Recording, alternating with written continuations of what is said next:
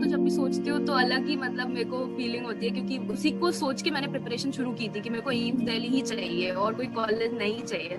तो वहाँ का इन्वायरमेंट अलग है, वहाँ पे सारे मतलब जितने सीनियर्स को देख के पढ़ाई करी है फोटो लगा के रूम में, उनसे मिलने को मिल रहा है, उनसे बातें करने को मिल रही है, तो वो तो बहुत ही ज्यादा खुशी है। और आगे I am really looking forward for starting from AIIMS.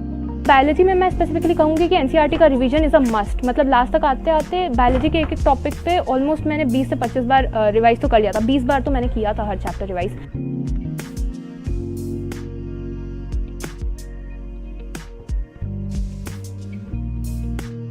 मतलब हमारा माइंड क्या करता है, इंफॉर्मेशन के लिए भूखा है हमारा ये माइंड। वो चाहता है कि मैं सब जगह से इंफॉर्मेशन इकट्ठी कर लूं, मैं और जान जाऊं और जान जाऊं और जान जाऊं।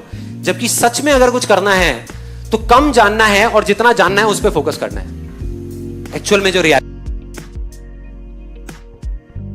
जानने के लिए भाग रहे हैं कि और 4-5 वीडियोस देख लूं और कुछ देख लूं और 10-15 बुक्स पढ़ लूं और गूगल पे कुछ सर्चिंग कर लूं और कुछ जान जाऊं। जितना जानते जाओगे उतना ही कंफ्यूज होते चले जाओ। कि मॉक पेपर जब आप अटेम्प्ट कर रहे हैं नीट के पहले, तो मतलब अपनी स्पीड इतनी बढ़ा लो कि मतलब कि पेपर 3 घंटे में ना करना पड़े आपको, 2.5 घंटे में हो जाए या 2 घंटे में हो जाए। क्योंकि एग्जामिनेशन डे पे स्ट्रेस भी होता है, तो उसकी वजह से सिली मिस्टेक भी बहुत ऑब्वियस हो जाती है।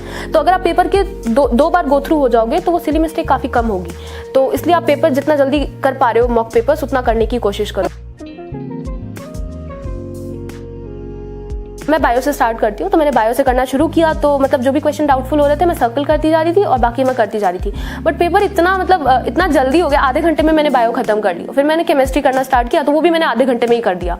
तो फिर मेरे पास 2 घंटे भी पूरे बचे थे और मेरे पास पूरा टाइम था फिजिक्स करनी थी। तो मतलब ये था कि फिजिक्स में कोई सिली मिस्टेक ना हो जाए। तो मैं हर दूसरा क्वेश्चन 2 बार सॉल्व कर रही थी, मतलब पूरा पढ़ रही थी, सॉल्व कर रही थी, आंसर टिक कर रही थी, फिर से दोबारा सॉल्व कर रही थी, क्योंकि सिली मिस्टेक अवॉइड करने के लिए। तो ऐसे करके मैंने पूरा फिजिक्स सॉल्व किया। उसके बाद भी फिजिक्स भी 45 मिनट्स के आसपास में हो गई। तो मतलब मुझे एक कॉन्फिडेंस तो आ गया कि हाँ चलो एम्स दिल्ली तो मिल जाएगा, मुझे लग रहा है पेपर अच्छा हो गया है। और उसके बाद से फिर OMR फिलिंग स्टार्ट करी। तो मेरे पास 1 घंटे 15 मिनट बचे थे, तो मैंने OMR फिल करना शुरू किया। तो पहले मैंने फिजिक्स ही फिल कर दी क्योंकि वो मैंने ऑलरेडी सारी कर ली थी। और फिर मैंने बायो करना स्टार्ट किया, तो मैं हर क्वेश्चन दोबारा पढ़ रही थी, दोबारा से कर रही थी।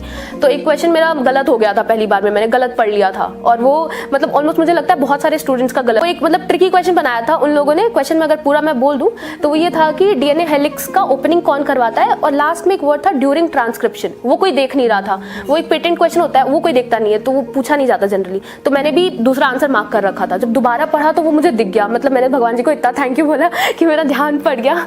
तो उसके बाद से मैंने उस क्वेश्चन को सही किया और फिर मैंने सारा क्वेश्चन ऐसे ही दोबारा से पढ़ के मैंने किए। केमिस्ट्री भी दोबारा मैंने सारे क्वेश्चन पढ़े।